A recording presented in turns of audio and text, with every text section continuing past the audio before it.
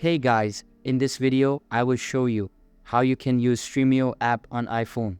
So make sure to watch the video till the very end. And let's begin. First of all, open the App Store on your mobile device. Go to the search section and search for Stremio Organizer. Now open this app and make sure to install it.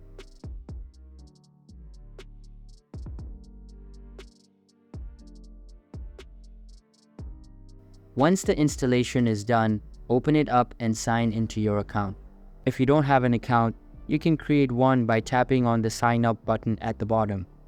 Here you just need to enter your email, create a strong password, accept the terms, and then tap on the sign up button.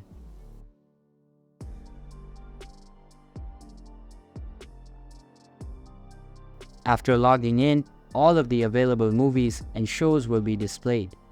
You can now tap on them, watch their trailer, and then add to your library only using your mobile device.